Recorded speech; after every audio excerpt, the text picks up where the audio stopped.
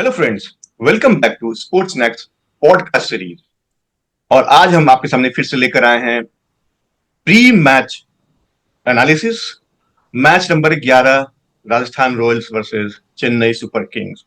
ये मैच बड़ा ही मजेदार होने जा रहा है, क्योंकि चेन्नई सुपर किंग्स जिस तरीके से बैंगलोर से हार कर आ रही है इस मैच को खेलने के लिए, यहाँ पे चेन्नई इस पूरे टूर्नामेंट में कैसे आगे बढ़ेगी वो निकल के आएगा। और राजस्थान रॉयल्स जो अब तक दोनों मैच हार चुकी है, और दोनों ही मैचों में जो उन्होंने अपने बैटिंग को एक्सपोज किया है, बैटिंग के अंदर गैप्स को एक्सपोज किए हैं, वो वहां पे देखिएगा कि अगर संजू सैमसंग आते हैं तो उनके आने से किस तरीके से वो वापस से एक यूनिट बन के निकलती है, और अगेन आगे के टूर्नामेंट का इनका रास्ता तय होगा। तो ये मैच बड़ा ही क्रूसियल होने वाला है। क्या कहते हैं आप लोग? मुझे लगता है जिस तरीके से चेन्नई अपना लास्ट मैच हारी है, काफी इंपॉर्टेंट होगा इस गेम को जीतना। और उतना ही ज्यादा क्रूशियल होगा राजस्थान रॉयल्स के लिए, जिस तरीके से अपने दोनों गेम हारे हैं। तो यदि हाँ। आगे टूर्नामेंट में बने रहना है, तो दोनों ही टीमों को थोड़ी सी जी तोड़ मेहनत करनी पड़ेगी। पॉइंट्स टेबल में बहुत ज्यादा आगे पीछे नहीं है।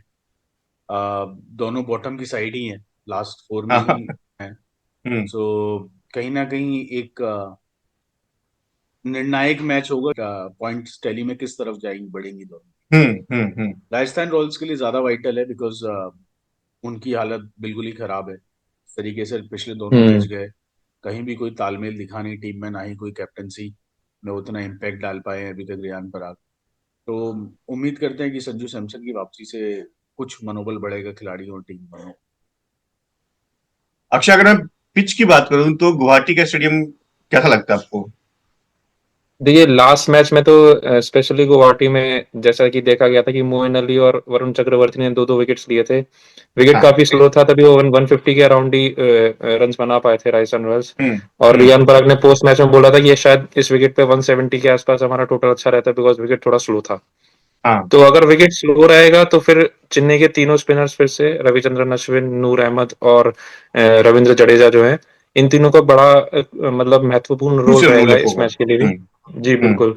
अब उसमें यही देखने को इंटरेस्टिंग रहेगा, जैसे लास्ट मैच में चेन्नई के ऋतुराज गायकवाड़ ने अश्विन को सिर्फ 2 ही ओवर दिए थे और उनने 22 रन खाए थे उसमें। तो हम्म। अब वो पूरे 4 ओवर से करवाते हैं नहीं करवाते, वो भी एक इम्पोर्टेंट चीज होगी। और जडेजा को भी जिस तरीके से रजत पाटीदार ने मारा था, तो उन्हें भी कम ओवर्स मिले थे और उन्हें रन्स काफी खाए थे। तो देखिए, फॉर्म में हम्म। नहीं है वो दोनों। हम्म। नूर अहमद के अलावा वो दोनों अभी फॉर्म में नहीं है। अगर वो दोनों भी बिल्कुल। यहाँ क्लिक करते हैं तो फिर सीएसके के लिए काफी एडवांटेज रहेगा। वरना राजस्थान रॉयल्स इस मैच को निकाल भी सकता है, क्योंकि संजू सैमसन लौट के आ रहे हैं। मेरे लिए सबसे बड़ा कंसर्न उनकी बॉलिंग में भी अभी भी वही जोफ्रा आर्चर बने हुए हैं। लास्ट मैच में भी हमने बात करी थी। 4 ओवर में पिछले हाँ। पहले मैच में 4 ओवर में 76 खाए, फिर अगले मैच में 2.3 ओवर में तीस हाँ। पैंतीस रन के आसपास खाए। हाँ, 33 रन दिए तो वो उन्होंने। बिल्कुल, हाँ, तो वो बिल्कुल भी मतलब फॉर्म में नहीं है। अब उनको खिलाया जाता है कितने और मैचेस देखा जाएगा, मुझे ये देखना इंटरेस्टिंग रहेगा। क्योंकि दो और फॉरेन बॉलर्स टीम में है, फजल फरूकी हैं जो कि स्विंग अच्छी करते हैं नई बॉल से। हम्म। तो उनको निकाल के लास्ट मैच में जोफ्रा आर्चर को तवज्जो दिया था। अब देखते हैं कि किस तरीके से जोफ्रा आर्चर आगे करते हैं। संजू सैमसन के वापस आने के बाद क्या लगता है, इनकी बैटिंग में थोड़ी धार आएगी? क्योंकि जिस तरीके से परफॉर्म कर रहे हैं, टॉप ऑर्डर अच्छा परफॉर्म कर नहीं रही है, मिडिल ऑर्डर में भी जो प्लेयर्स हैं वो स्टार्ट अच्छी कर रहे हैं, बट कैरी नहीं कर पा रहे हैं अब तक। अगर मैं हाईएस्ट स्कोर की बात करूँ तो ध्रुव जुरैल ने इनकी तरफ से हाईएस्ट स्कोर बनाए हैं। तो क्या लगता है, अगर सैमसंग टॉप में आते हैं तो नीचे कुछ प्लेयर्स को पुश करके ध्रुव जुरैल जो अभी तक अच्छी बैटिंग कर रहे हैं उनको एक सपोर्ट दिया जाएगा वहां पे? देखिए, मेरे हिसाब से ना ध्रुव जुरैल जिस फॉर्म में है, उन्हें नंबर 4 पर बैटिंग करनी चाहिए।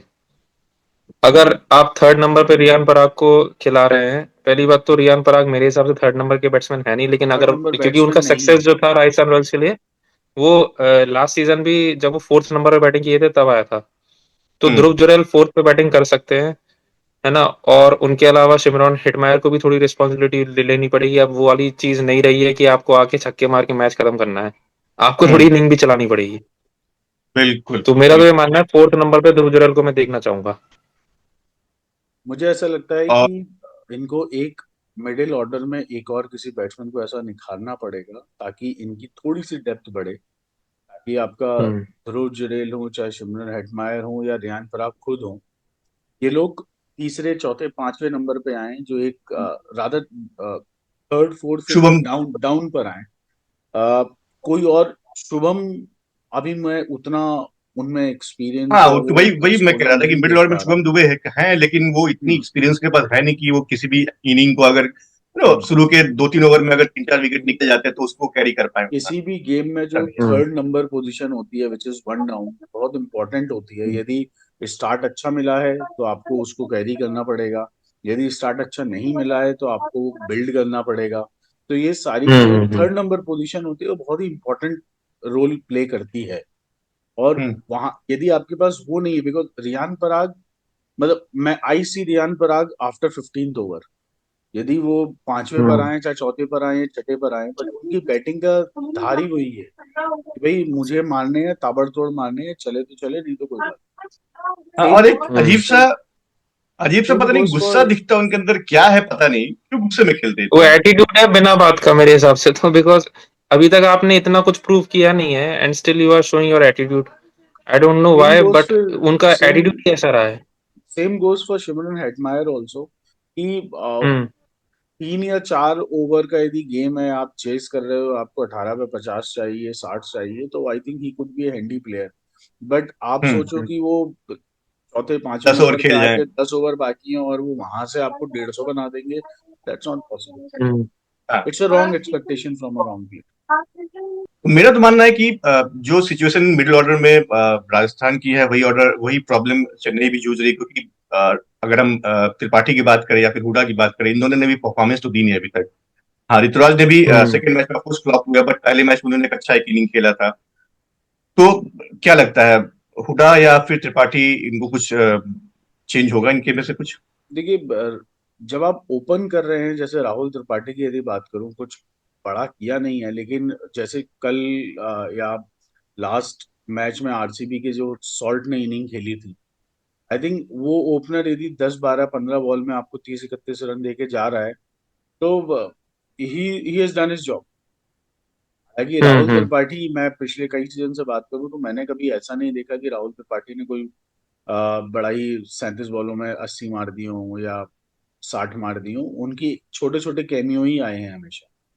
हाँ, बट वो कैमियो ठीक है, आप ओपनिंग से कर रहे हो तो आप एक बिल्ड कर सकते हो, बट आप सोचो आप 2 4 5 10 रन के बाद ही आप चले जाते हो तो आप टीम को उल्टा प्रेशर में डाल देते हम्म नहीं, और मुझे एक चीज अभी अभी तक ये समझ नहीं आया चेन्नई की अप्रोच में कि ऋतुराज गायकवाड़ आपके पास, आपके पहली बार तो कैप्टन है, और वो एक मतलब ओपनिंग में आपके लिए सबसे अच्छे अभी तक 2-3 साल से वो ही रहे हैं, तो आप उनके उनके ऑर्डर के साथ क्यों खिलवाड़ कर रहे हैं? एक्सपेरिमेंट क्यों कर रहे हो आप आप? उन्हें वन डाउन क्यों उतार रहे हैं? वो मतलब प्रूव कर चुके हैं अपने आप को ओपनिंग में, ठीक है ना। डेवन कॉनवे के साथ भी कर चुके हैं, रचिन रविंद्रा के साथ भी कर चुके हैं। लास्ट सीजन ही हमने देखा था अजिंक्य रहाणे जब टीम में थे तो अजिंक्य रहाणे को भी कभी कभार ओपनिंग करवा देते थे और खुद वो वन डाउन आते थे। तो मुझे अप्रोच समझ में नहीं आ रही, जब आप अपने आप को प्रूव कर चुके हैं ओपनिंग स्लॉट में और आप वहां अच्छा भी खेल रहे हैं और अभी नहीं, टीम को जरूरत भी है, ये जब मे आपके भी हो ओपनर्स सकता है कि नहीं चल रहे हैं। शुरुआती मैच है, मे भी शुरुआती मैच है, हो सकता है कुछ प्लेयर्स को टेस्ट कर रहे हो कि किस पोजीशन में बढ़िया खेल पा रहे हैं ये। बिकॉज तो राहुल बट त्रिपाठी तो आपको वन डाउन भी खेल सकते हो, उन्हें ऐसा ये नहीं है हाँ कि वो ओपन ही करेंगे। तो हाँ, आप अपनी पोजीशन के साथ क्यों कॉम्प्रोमाइज कर रहे हैं फिर ऐसे? ये तो वही बात होगी जैसे धोनी 9th नंबर पे आए थे बैटिंग करने बिना अब बात मैं के। बस मैं बस उसी पे आ रहा था कि हम्म। ये सब तो ठीक है, चलो, धोनी का 9वें नंबर पे खेलना, क्या ये जम हो धोनी रहा है? को। मुझे तो धोनी डाइजेस्ट को नहीं हो अब रहा। आई थिंक मैं मेंटोर रोल में ज्यादा देखना चाहूंगा, क्योंकि वो वही यदि कर रहे हैं, आपको, वो अंदर बैठे बैठे वही कर रहे हाँ, हैं। तो ग्राउंड में फिर मेंटोर की ग्राउंड में जरूरत नहीं है। यदि आपको इतना एकदम सही बात है। डिफेंसिव अप्रोच रखनी है तो आप बेटर है आप हम्म बाहर बैठो, ग्राउंड के हम्म मेंटोरशिप करो, खिलाड़ियों को मोटिवेट करो, वहां से सिखाओ उन्हें। ग्राउंड में रह के हम्म सिखाने के लिए आप वो मतलब 3 घंटे के मैच में सिखाने से बेटर आप 24 घंटे बाहर से सिखाओ, वो ज्यादा बेटर हम्म। देगा अप्रोच, राइट? नहीं, क्योंकि तो फिर इससे इससे एक सवाल खड़ा होता है कि क्या धोनी को रिटायरमेंट लेना चाहिए? आई थिंक, देखिए क्या होता है कि हर खिलाड़ी का अपना पीक होता है और आप उसमें बहुत कुछ अचीव करते हो, लास्ट में छीछा लेदर ना हो उसकी, वो ज्यादा बेटर है, राइट? तो बात ये नहीं कि उनको रिटायरमेंट लेना चाहिए नहीं लेना चाहिए, यदि खेल रहे हैं तो जिम्मेदारी लें और पूरी लें, हम्म। है ना। अगर वही, अगर आप टीम खेल के रहे हैं तो हित को रिस्पॉन्सिबिलिटी दिखाइए। टीम के हित को आपको अपने से ऊपर रखना पड़ेगा। धोनी हम्म सीएसके से बड़े नहीं हो सकते। राइट? आप खिलाड़ी हो, आप एक टीम के लिए खेल रहे हो, you have to be a team player. Team को जहां जरूरत है वहां आप खेलोगे। जस्ट बिकॉज कि भाई your health does not allow, और you have any personal reasons on coming out 9th number, जब आप मैच ऑलरेडी हार चुके हो और आपका धोनी जैसा बैट्समैन पवेलियन के अंदर बैठा हुआ, ये मुझे हजम नहीं। नहीं, सर ने चलिए। बहुत अच्छा डिस्क्रिप्शन दिया ये धोनी के बारे में, बिकॉज अगर आप टीम से ऊपर अपने आप को रख रहे हैं तो आप प्लीज मत खेलिए, है ना? नहीं, आपकी ये टीम पॉइंट स्ट्रगल तो कर रही है।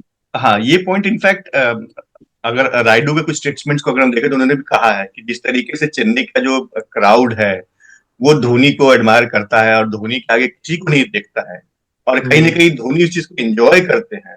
तो ये पूरी हम्म। टीम के लिए, पूरी मैनेजमेंट के लिए और चेन्नई के करियर के लिए थोड़ा सा एक प्रॉब्लमेटिक दिखता है। देखिए, तो कहीं ना कहीं धोनी को एक कॉल लेना पड़ेगा इस चीज को लेकर। प्लेयर्स की मेमोरी बहुत शॉर्ट लिव्ड होती है। आपने जो अच्छा किया है वो भी बहुत जल्दी भूल जाएंगे, और आपने जो खराब कर रहे हैं आप वो भी बहुत जल्दी भूल जाएंगे। जब तक आप जिताते रहे आप चंचा हैं, लेकिन यदि आपकी हम्म। वजह से हारेगी तो क्रिटिसिज्म भी आपको ही लेना पड़ेगा।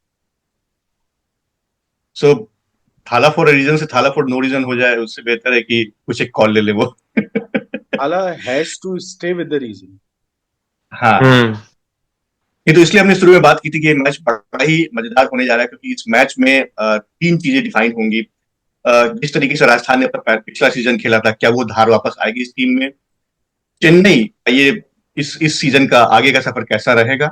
और सबसे बड़ी बात, क्या धोनी कुछ स्टेटमेंट लेंगे, कुछ डिसीजंस लेंगे अपनी लाइफ में, या फिर हम वापस से उनको 9वें नंबर पर ही देखेंगे?